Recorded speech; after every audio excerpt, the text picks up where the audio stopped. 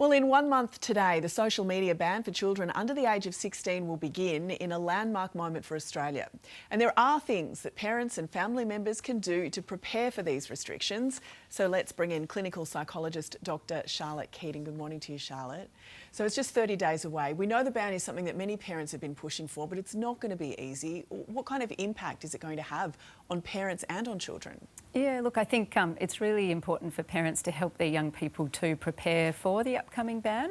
But of course, it's the responsibility of the technology companies, not parents and young people, to ensure that kids under 16 are not on it. But there's a lot that parents need to, consider and converse with their young person about for it.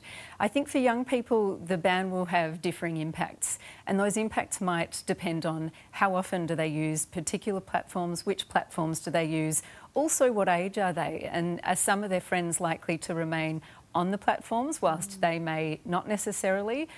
What is their sort of year level cohort, and of course siblings at home who may be able to keep using it whilst others don't necessarily. They're just things to navigate. So it's coming in just before school holidays. I mean, the kids use these apps to communicate with their friends. It's kind of where their social activity lies. It's going to make Christmas holidays look really different. Look, it is, but I think in some ways it's a good stretch of time for people and families to sit down and have the opportunity to prepare for it. Holidays are also, times with less pressure, less stress, there isn't school. There is time to really sort of investigate how this will play out. And I think there's an opportunity for families sit down and sort of say, well, how will we use our time? What will be the difference as a result of not being on certain platforms anymore?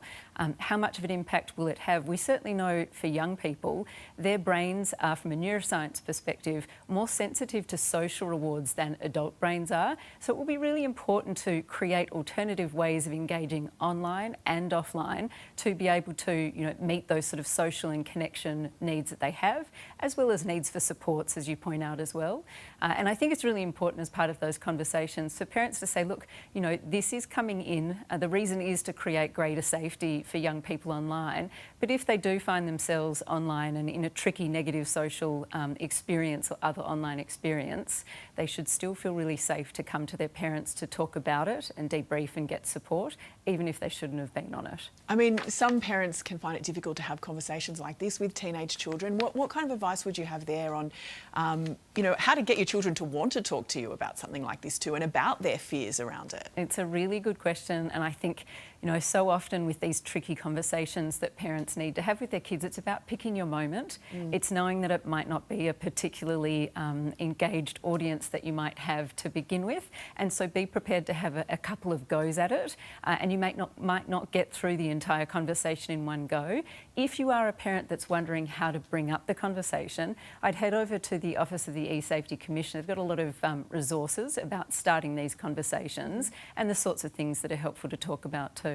So you've also spoken about planning technology use as a family. I've heard other people talk about having a contract with their kids on technology and social media. What does that kind of thing look like, and how does it work in a family? It's a great question. So I think a lot of families have got something called a family technology plan that talks about how each member of the family spends their time, including when it comes to technology too.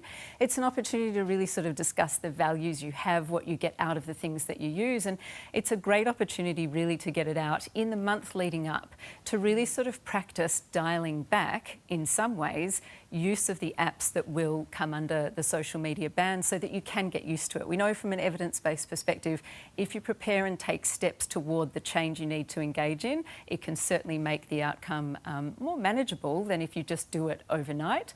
And I think, again, an opportunity to be able to sit down and say, what are we planning to do? And then following up with what was the impact of it? How did it impact you? Maybe negatively, but also what were the surprising positives that you